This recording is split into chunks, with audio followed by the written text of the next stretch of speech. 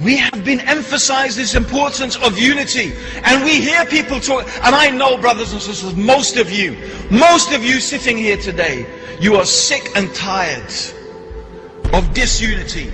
You're sick and tired of the different jama'ats and the different hizbs and the different parties and the different groups bickering and arguing amongst each other about things that you perceive to be petty and insignificant. The people are divided along the lines of tribe, along the lines of color, along the lines of language. Even more absurd and even more ridiculous. It's insane. I think we Muslims are in a collective state of psychosis because we're proud to belong to a country that was a map drawn by the non-Muslims 40, 50 years ago. How insane is that? Zindabad, Pakistan. Zindabad, Pakistan. Pakistan is a country that was put there by the British.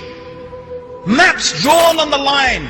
Egypt, Libya, Tunisia, Morocco. Lines drawn on maps by the French, by the Italians, by the British. Dividing us up into nations. And now we are screaming, rallying behind some flag that didn't even exist 100 years ago. Ready to fight for it and die for it. This is madness. This is sickness. This is something so far removed from what Allah revealed to Muhammad sallallahu alayhi wasallam. It's nothing but hizbiyah. It's nothing but another form of tribalism, about which the Prophet sallallahu alayhi wasallam said, whoever calls for asabiyah, whoever calls for tribalism, and whoever fights for asabiyah, for tribalism, then they call and they fight and they die the death of jahiliyah. Yet these are the lines upon which we are divided. Nationalistic lines, tribalistic lines, sectarian lines.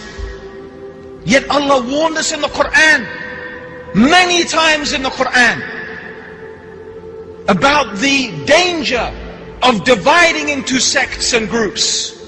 Allah subhanahu wa ta'ala said to the Prophet sallallahu alayhi wasallam, as for those people who divide their deen into sects, you have nothing to do with them in the least.